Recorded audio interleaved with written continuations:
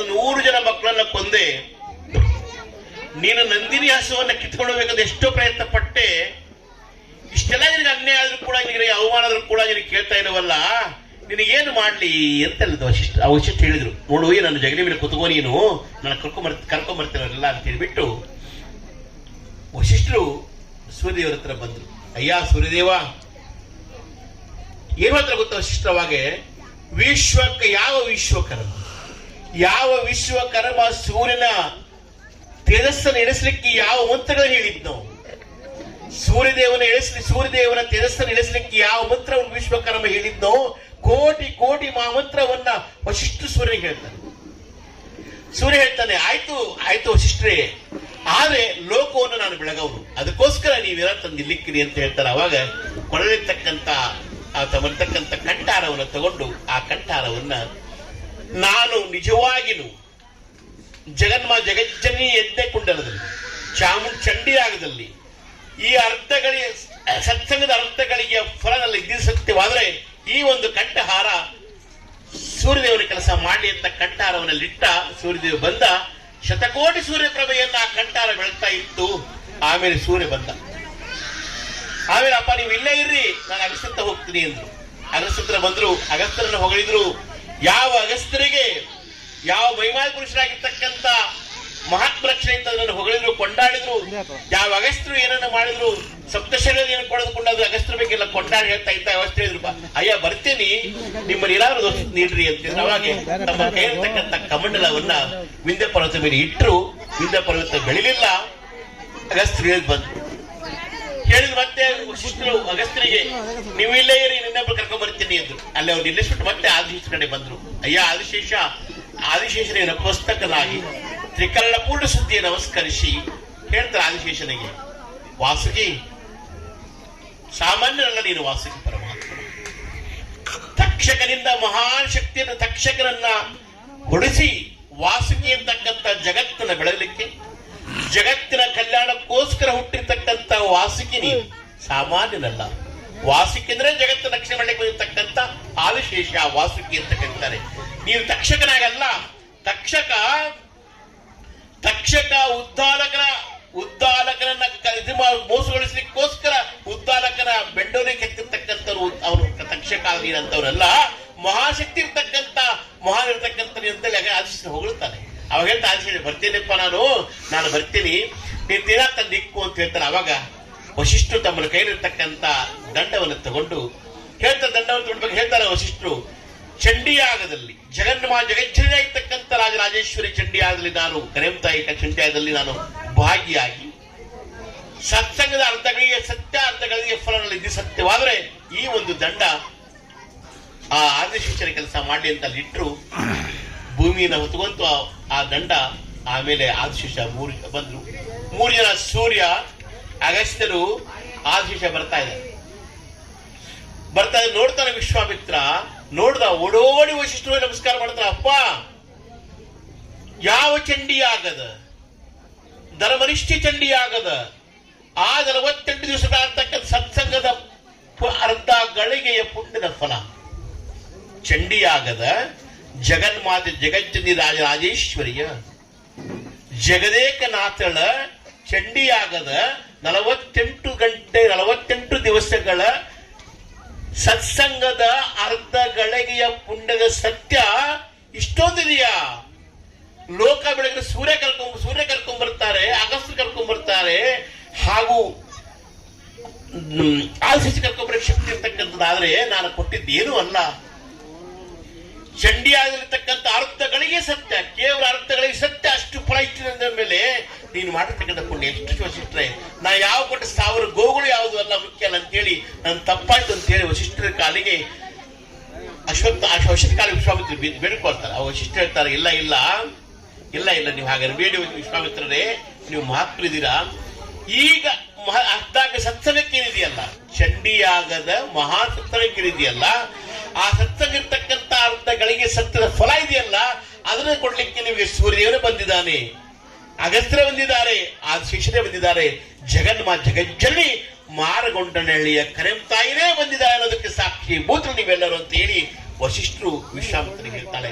ಅಂತ ಭಗವದ್ಭಕ್ತಿಯಾಗಿರ್ತಕ್ಕಂಥ ಆಗಿರ್ತಕ್ಕಂಥ ಜಗನ್ಮಾತ ಜಗಜ್ಜನನಿಯ ಚಂಡಿ ಹೋಮದ ಅದ್ಭುತವಾಗಿರ್ತಕ್ಕಂಥದ್ದನ್ನ ಇವತ್ತು ಈ ಒಂದು ದೀಪಾಲಂಕಾರದ ಮುಖೇನವಾಗಿ ಏನು ನಾವು ಒಂದು ತಿಂಗಳ ಪರ್ಯಂತರ ದೀಪ ಮಾಡ್ತೀವಿ. ನಾವು ಹೇಳ್ತಾರೆ ದೀಪ ಅಗ್ನಿ ಎಷ್ಟು ಮುಖ್ಯ, ಶಾಂತರಸ ಶಾಂತಿಯೊಡನಾಡಿ ಇರ್ತಕ್ಕಂಥ ಅಗ್ನಿ ಎಷ್ಟು ಮುಖ್ಯ ಅಂದ್ರೆ ಆ ಅಗ್ನಿಯನ್ನ ನಾವೆಲ್ಲದಕ್ಕೂ ಬರ್ತಕ್ಕಂಥ ಅಗ್ನಿ 30-31 ಕಾರ್ತಿಕ ಮಾಸ ನಡೀತಕ್ಕಂಥ ಅಗ್ನಿ ಹೋಮಕ್ಕೆ ಸಮ.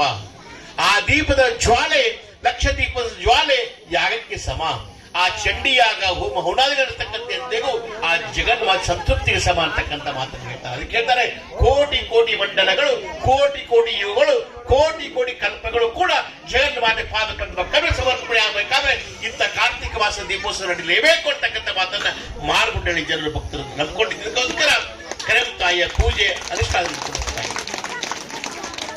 ಹಾಗಾಗಿ ವಿಶ್ವಭೂತಳು, ವಿಶ್ವಕ್ಕೆ ಸಾಕ್ಷಿಭೂತಳು, ಜಗತ್ತಿಗಷ್ಟೇ ಅಲ್ಲ 14 ಲೋಕಕ್ಕಷ್ಟೇ ಅಲ್ಲ ಇಡೀ ಬ್ರಹ್ಮಾಂಡಕ್ಕೂ ಅದಕ್ಕಂಥ ಅಧಿನಾಯಕಿಯ ವಶಿಷ್ಠರು ಮತ್ತು ವಿಶ್ವಾಮಿತ್ರರ ಚಂಡಿಯಾಗದ ಮಹಾನ್ ಶಕ್ತಿ ಅರ್ಥಗೆ ಶಕ್ತಿಗೆ ಬರಬೇಕು, ಎಲ್ಲರಲ್ಲಿ ಬರಬೇಕಾದ್ರೆ ಇಂಥ ಪುಣ್ಯ ಪುರುಷರು ಈ ಒಂದು ಈ ಊರಿನ ಸಮಸ್ತ ದೇವಸ್ಥಾನದ ಅರ್ಚಕರು, ಗೌರವಾರ್ಚಕರು, ಈ ದೇವಸ್ಥಾನ ಗ್ರಾಮದ ಅಧ್ಯಕ್ಷರು ಹಾಗೂ ಕಲಾ ಮಾಧ್ಯಮದ ಪತ್ರಿಕೆ ನರಸಿಂಹರಾಜು ಅವರು ಹಾಗೂ ಶಿವರಾಜ್ ಅವರು ಎಲ್ಲರೂ ಕೂಡ ಇಟ್ಕೊಂಡಿರ್ತಕ್ಕಂಥ ಈ ಕಾರ್ಯಕ್ರಮಕ್ಕೆ ಸಾಕ್ಷಿಭೂತರಾಗಿ ಜಗಜ್ಜನನಿ ಬಹಳ ಅದ್ಭುತವಾಗಿರ್ತಕ್ಕಂಥ ಕಾರ್ಯಕ್ರಮ ಇದು. ಯಾಕಂದ್ರೆ ಈ ಸತ್ಸಂಗ ಇದೆಯಲ್ಲ, ಈ ಸತ್ಸಂಗ ಇದೆಯಲ್ಲ, ಸತ್ಸಂಗ ಕೇಳಿ ಏನಿದೆಯಲ್ಲ ಇಟ್ಕೋಬೇಡ್ದು.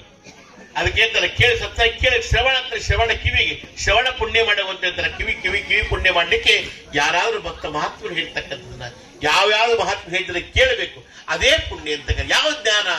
ಯಾವ ಜ್ಞಾನದ ಆಸೆ ಇರಬೇಕು, ಯಾವ ಜ್ಞಾನ, ವೇದ ಓದ್ಬೇಕನ್ನೋದಿರಬೇಕು, ಆಗಮ ಓದ್ಬೇಕನ್ನೋದಿರಬೇಕು, ಪುರಾಣ ಓದ್ಬೇಕನ್ನೋದಿರಬೇಕು, ರಾಮಾಯಣ ಮಹಾಭಾರತ ಓದ್ಬೇಕನ್ನೋದಿರಬೇಕು, ಭಾಗವತ ಓದ್ಬೇಕನ್ನೋದಿರಬೇಕು, ಎಲ್ಲದಕ್ಕಿಂತ ಮಿಗಿಲಾಗಿ ಹೇಳೋದನ್ನ ಕೇಳ್ತಕ್ಕಂಥ ಶ್ರವಣ ಶಕ್ತಿ ಇರಬೇಕು ಅಂತ ಹೇಳ್ತಾರೆ. ಆ ಶ್ರವಣ ಶಕ್ತಿಯ ಜಗಜ್ಜನನಿ ನಿಮ್ಗೆ ಕೊಟ್ಟಿದ್ದಾಳೆ. ಆ ರಾಜರಾಜೇಶ್ವರ ಬಗ್ಗೆ ಎಷ್ಟು ಹೇಳಿದ್ರು ಕಡಿಮೆ. ನೀವು 3 ದಿವಸ ಈಗ ಕೂತ್ಕೊಂಡು ಹೇಳಿದ್ರು, 9 ದಿವಸ ಕೂತ್ಕೊಂಡು ಹೇಳಿದ್ರು, ರಾಜೇಶ್ವರ ಬಗ್ಗೆ ಎಷ್ಟು ಹೇಳಿದ್ರು ಕೂಡ ಆಗ ಸಾಧ್ಯನಿಲ್ಲ. ಅಷ್ಟು ಹೇಳಲಿಕ್ಕೆ ವಿಷಯ ಇಲ್ಲ ತಾಯಿ ಬಗ್ಗೆ ಹೇಳಬೇಕಾದ್ರೆ. ಅದಕ್ಕೆ ಹೇಳ್ತಾರೆ ಮಹಾತ್ಮರು, ಏನೆಂದು ಬಣ್ಣಿಸರಿ ಏನೆಂದು ಕೊಂಡಾಡಲಿ ತಾಯಿ ಜಗನ್ಮಾತೆ. ಈ ನಾಲಿಗೆ ತೃಷ ಹೋಗ್ಲಿಕ್ಕಿಲ್ಲ, ಈ ನಾಲಿಗೆ ಭ್ರಮೆ ಹೋಗ್ಲಿಕ್ಕಿಲ್ಲ ತಾಯಿ. ನಿನ್ನ ಪಾದ ಪದ್ಮಕ್ಕವರಲ್ಲಿ ನಮೋ ಅನ್ನುವಂತಕ್ಕಂಥ ಸತ್ಯಕತೆಯನ್ನು, ಸತ್ಯ ವೀರವಾಗಿರ್ತಕ್ಕಂಥ ಹರಿ ಬ್ರಹ್ಮಾದಿಯ ಸತ್ಯಕತೆಯನ್ನ ಹೇಳ್ತಕ್ಕಂಥ ತಮಗೆಲ್ಲರಿಗೂ. ಹಾಗಾಗಿ ಸಮಯ ಆಗಿದೆ ಅಂತ ತಿಳ್ಕೊಂಡಿದ್ದೀರಿ ತಾವೆಲ್ಲರೂ ಕೂಡ. ಬೇರೆ ಬೇರೆ ಕಾರ್ಯಕ್ರಮಗಳು, ಯಾಕಂದ್ರೆ ಎಲ್ಲರೂ ಸಿನಿಮಾ ರಂಗದವರೆಲ್ಲ ಬಂದಿದ್ದಾರೆ. ಹಾಗಾಗಿ ತಮ್ಮಲ್ಲಿ ಒಂದೇ ಕಳಕಳೆಯ ಮನವಿ ನನ್ನ ತಮ್ಮನ್ನು ಹೇಳೋದು, ಭಕ್ತಿ ಇರಲಿ. ಅದಕ್ಕೆ ಭಕ್ತಿ ಇಷ್ಟೇ ಹೇಳಿದ ನಾನು. ಯಾವ ರೀತಿ ಬಸವಣ್ಣ ಕರೆದಿದ್ದು ಒಂದೇ ಮಾತು, ಭಕ್ತಿಯಿಂದ ಕರೆದಡೆ ಓಯೆಂದರೆ ನಮ್ಮ ಶಿವನು. ಭಕ್ತಿಯಿಂದ ಎಂತ ಭಕ್ತಿ ಇರಬೇಕು? 72,000 ನರನಾಡಿ ನಮ್ಮ ದೇಹದಲ್ಲಿ 72,000 ನರನಾಡಿ ಇದೆ, ಕೋಟಿ ರೋಮ ಇದೆ. ಅದಕ್ಕೆ ಹೇಳ್ತಾರೆ ಬಸವಣ್ಣವರು, 72,000 ನರನಾಡಿ ಶಿವ ಅಂತ ಬರಬೇಕು, ರೋಮದಲ್ಲಿ ಕೂಡ ಬರಬೇಕು. ಆ ಭಕ್ತಿ ಬಂದಾಗ ಕರೆಂ ತಾಯಿ ಅಮ್ಮ ಜಗನ್ಮಾತೆ ಜಗಜ್ಜನನಿ ನೀನು ಬರಬೇಕಮ್ಮ ತಾಯಿ ಅಂತಂದಾಗ ಆ ತಾಯಿ ಒಂದೇ ಬರ್ತಾಳೆ. ಆ ಭಕ್ತಿ ನಿಷ್ಕಲ್ಮಶವಾಗಿರಬೇಕು, ನಿಷ್ಪಕ್ಷಪಾತವಾಗಿರಬೇಕು, ಹಾಗೂ ಫಲಾಪೇಕ್ಷೆ ಇಲ್ಲದ ಪೂಜೆ ಇರಬೇಕು ಅಂತ ಮಾತು ಜಗತ್ತಿನಲ್ಲಿ ಬಂದೇ ಬರ್ತಾಳೆ. ಪ್ರತ್ಯಕ್ಷನಾಗ್ತಾ ಅನ್ನೋದಕ್ಕೆ ಈ ಒಂದು ಮಾರ್ಗುಂಡಳೆಯ ಸಾಕ್ಷಿಭೂತರಾಗಿರ್ತಕ್ಕಂಥ ಕರೆಂ ತಾಯಿನೇ ಸಾಕ್ಷಿಭೂತರು, ಕರೆಂ ತಾಯಿನ ಪ್ರತ್ಯಕ್ಷದಷ್ಟು, ಕರೆಂ ತಾಯಿನ ಜಗಜ್ಜನೇ ಅದಕ್ಕೆ ಸಾಕ್ಷಿಭೂತ ಅಂತಕ್ಕಂಥ ಮಾತನ್ನು ಸ್ಪಷ್ಟವಾಗಿ ಹೇಳ್ತಾ, ಹಾಗಾಗಿ ಇನ್ನು ಸಮಯ ತುಂಬಾ ಕಾರ್ಯಕ್ರಮ ಇರೋದ್ರಿಂದ ಇನ್ನು ಸಮಯ ಹೇಳ್ತಾ ಹೋದ್ರೆ ತಮಗೂ ಕೂಡ ಕಾರ್ಯಕ್ರಮ ಇದೆ. ನನಗೂ ಕೂಡ ಹುಷಾರಿಲ್ಲ, ನಿನ್ನೆಯಿಂದ ಹುಷಾರಿಲ್ಲ ಕೂಡ. ನಾನು ರಾಯಚೂರಿಂದ ಕಾರ್ಯಕ್ರಮ ಮತ್ತೆ ಪುನಃ ರಾಯಚೂರಿಗೆ ಹೋಗ್ಬೇಕು. ನಾಳೆ ಬೆಳಿಗ್ಗೆ ಅಲ್ಲಿ ಕಾರ್ಯಕ್ರಮ ಇದೆ. ಹೀಗಾಗಿ ಅನಿವಾರ್ಯ ಪ್ರಸಂಗದಿಂದ ನಮ್ಮ ನರಸಿಂಹರಾಜು ಅವರು ಬರಲೇಬೇಕಂತಕ್ಕಂಥ ಮಾತನ್ನ ಹೇಳಿದ್ರು. ಶಿವರಾಜ್ ಅವರು ಫೋನ್ ಮಾಡಿದ್ರು. ವಿಶೇಷವಾಗಿ ಆ ಜಗನ್ನಿಯ ದರ್ಶನ ಆಗಿದೆ ನನಗೆ. ದರ್ಶನ ಭಾಗ್ಯ ಬಹಳ ಮುಖ್ಯ ಅಂತಾರೆ. ದರ್ಶನ ಬಹಳ ಮುಖ್ಯ. ಯಾವ ಕ್ಷೇತ್ರ ಅದು ಕೇಳ್ತಾರೆ, ಹಲವು ಮಾತೇನು ನೀನು ಒಲಿದು ಪಾದ ಕ್ಷೇತ್ರ ಸುಕ್ಷೇತ್ರ ಜಲ ವಿಪಾವನ ತೀರ್ಥ ಸುಲಭ ಶ್ರೀ ಗುರುವೇ ಕೃಪೆಯ. ನಾವು ಹೇಳ್ತೇವೆ ಕೆಲವು ನಾವೆಲ್ಲ ಹೋಗ್ತೇವೆ, ನೀನು ಎಲ್ಲಿರ್ತಿ ಅಲ್ಲೇ ಅದಕ್ಕೆ ಸಾಕ್ಷಿಭೂತರಾಗಿರ್ತಕ್ಕಂಥ ಜಗಜ್ಜನನಿ ಕರೆಯುತ್ತಾ ಇದ್ದಾಳೆ. ಇದು ಪವಿತ್ರ ಸ್ಥಾನ, ಸುಕ್ಷೇತ್ರ ಪವಿತ್ರ ಸ್ಥಾನ. ಆ ಜಗಜ್ಜನಿ ದರ್ಶನಕ್ಕೋಸ್ಕರ ಓಡೋಡಿ ನಾವು ಬಂದಿದ್ದೀವಿ. ಹಾಗಾಗಿ ಆ ಜಗಜ್ಜನಿ ದರ್ಶನಕ್ಕೋಸ್ಕರ ಓಡೋಡಿ ಬಂದಿದ್ದೇವೆ. ದರ್ಶನ, ಆಶೀರ್ವಾದ, ಅನುಗ್ರಹ, ಕೃಪಾಶೀರ್ವಾದ ಸದಾ ನನ್ನ ಮೇಲೆ ಮತ್ತು ನಿಮ್ಮ ಮೇಲೆ ಸದಾ ಜಗಜ್ಜನ ಆಶೀರ್ವಾದ ಸದಾ ಇರಬೇಕು ಅಂತ ಪಾದ ಚರಣಗಳಲ್ಲಿ ಬೇಡಿಕೊಂಡು ಆ ತಾಯಿಯ ಆಶೀರ್ವಾದ ಈ ಸನ್ಯಾಸಿ ಬೆನ್ನಿಲಿತ ಮತ್ತೊಮ್ಮೆ ಬೇಡಿಕೊಂಡು ವೇದಿಕೆ ಮೇಲಿರ್ತಕ್ಕಂಥ ಅಧ್ಯಕ್ಷರಾಗಿರ್ತಕ್ಕಂಥ ಪರಮಶಿವನವರಿಗೆ ಹಾಗೂ ಕಲಾಮಾಧ್ಯ ಪತ್ರಿಕೆ ನರಸಿಂಹರಾಜು ಅವರಿಗೆ ಹಾಗೂ ಪತ್ರಕರ್ತರಾಗಿರ್ತಕ್ಕಂಥ ಶಿವರಾಜ್ ಅಲಬೂರ್ ಅವರಿಗೆ ಹಾಗೂ ಯಜಮಾನರಾಗಿರ್ತಕ್ಕಂಥ ಹುಬಳೇನವರಿಗೆ ಹಾಗೂ ಈ ದೇವಸ್ಥಾನದ ಮುಖ್ಯ ಅರ್ಚಕರಾಗಿರ್ತಕ್ಕಂಥ ಲೋಕೇಶ್ ಅವರಿಗೆ, ಸುನೀಲ್ ಅವರಿಗೆ, ಆದಿಯವರಿಗೆ, ಸಿದ್ದಪ್ಪನವರಿಗೆ, ಎಲ್ಲರಿಗೂ ಕೂಡ ಹೃದಯ ನಿರೂಪಣೆ ಮಾಡತಕ್ಕಂಥ ನಿರೂಪಣೆಕಾರರಿಗೆ ಎಲ್ಲರಿಗೂ ಕೂಡ ಹೃದಯಪೂರ್ವಕವಾಗಿರ್ತಕ್ಕಂಥ ವಂದನೆಗಳನ್ನು ಸಲ್ಲಿಸಿ ಹಾಗೂ ಮಾರಗೊಂಡಿಯ ಸಮಸ್ತ ಸದ್ಭಕ್ತರಿಗೆ ಅವರಿವರನ್ನ ಮಾರಗೊಂಡನಹಳ್ಳಿಯ ಸಮಸ್ತ ಸದ್ಭಕ್ತರಿಗೆ ಈ ವೇದಿಕೆಯಲ್ಲಿ ಮುಂಭಾಗದಲ್ಲಿ ಆಶೀನರಾಗಿರ್ತಕ್ಕಂಥ ಎಲ್ಲ ತಾಯಂದಿರ ಹೃದಯ ಕಮಲಗಳಿಗೆ, ತಂದೆಯವರಿಗೆ, ಚಿಕ್ಕ ಮಕ್ಕಳಿಗೆ, ಲೈಟ್ ಡೆಕೋರೇಷನ್ ಮಾಡಿರ್ತಕ್ಕಂಥವರಿಗೆ, ಎಲ್ಲ ದಾನಿಗಳಿಗೆ ಅವರಿವರನ್ನದೇ ಎಲ್ಲ ದಾನಿಗಳಿಗೆ ಎಲ್ಲರಿಗೂ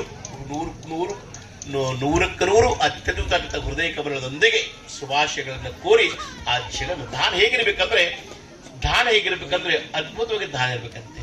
ದಾನ ಶ್ರೇಷ್ಠ ಅಂತ ಎಂತಹ ದಾನ ಇರ್ಬೇಕು, ಏನೇ ಕೊಡು ನೀನು ದಾನ ಕೊಡ್ಲಿಕ್ಕೆ ನಿನ್ನ ಪರಿಶ್ರಮ ಇದೆಯಲ್ಲ ಅದೇ ಕೂಡ ದಾನ ಅಂತ ಕರೀತಾರೆ. ಅಂತ ದಾನ